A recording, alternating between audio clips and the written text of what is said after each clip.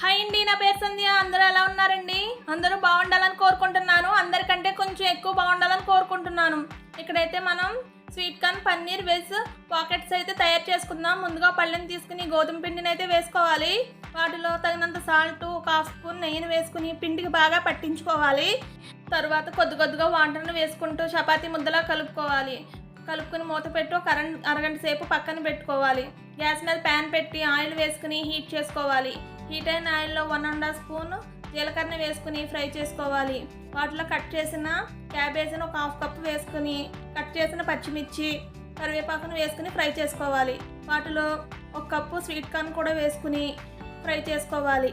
అలాగే ముందుగా తురిమి పెట్టుకున్న క్యారెట్ని కూడా వేసుకుని మొత్తం కూడా ఫ్రై చేసుకోవాలి. ఈ విధంగా అడుగు పట్టకుండా చక్కగా ఫ్రై చేసేసుకోవాలి. వాటిలో ముందుగా తురుము పెట్టుకున్న బంగాళదుంపను కూడా వేసుకోవాలి. ఇక్కడ మనం ఉడికించిన బంగాళదుంపనైనా తీసుకోవచ్చండి. నేనైతే పచ్చి బంగాళదుంపను అయితే తురుముకుని ఈ విధంగా వేసుకుని ఫ్రై చేసుకుంటున్నాను. మీ దగ్గర ఉడికించిన బంగాళదుంపను వేసుకుని కలుపుకోవచ్చు లాస్ట్లోను. ఇప్పుడైతే తగినంత సాల్టు, 1 స్పూన్ పసుపు వేసుకొని మరొకసారి కలుపుకోవాలి. తర్వాత గరం మసాలా, 1 స్పూన్ మిరియాల పౌడర్ని కూడా వేసుకుని బాగా కలుపుకోవాలి. వాటిలో ముందుగా తురుము పెట్టుకున్న పన్నీర్ను కూడా వేసుకోవాలండి. వేసుకుని గ్యాస్ స్విచ్ ఆఫ్ చేసేసుకోవాలి. ఎందుకంటే పన్నీర్ని ఎక్కువసేపు ఫ్రై చేయకూడదు. ఫ్రై చేస్తే గట్టి పడిపోతుందండి. అందుకని చెప్పి ఫ్రై చేయకూడదు. గ్యాస్ ఆఫ్ చేసుకుని కొద్దిగా కొత్తిమీరను కూడా వేసుకుని కలుపుకుని చల్లారే వరకు పక్కన పెట్టుకోవాలి. తర్వాత ముందుగా రెడీ చేసి పెట్టుకున్న చపాతీ ముద్దని ఈ విధంగా చిన్న చిన్న బాల్స్లా చేసుకోవాలి. చపాతీ ముద్దను ఒకటి తీసుకుని చపాతీ పీటపై ఈ విధంగా పొడి పిండిని అద్దుకుంటూ చపాతీలాగా చేసుకోవాలి. బాగా పలుచగా చేసుకోవాలండి.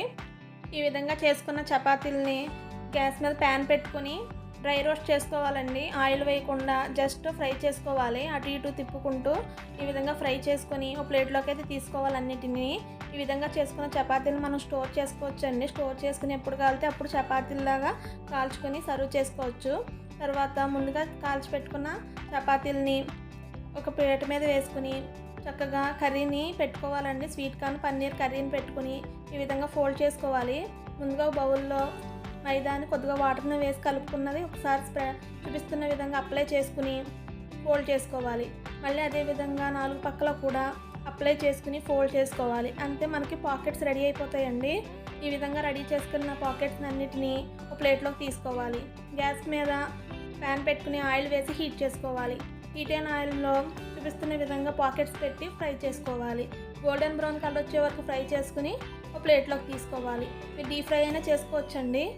అన్నిటినీ కూడా ఇదే విధంగా ఫ్రై చేసుకున్న పాకెట్స్ని సర్వ్ చేసుకుంటామే. టమాటా కచప్తో సర్వ్ చేసుకుంటే tasty paneer sweet corn pockets ready.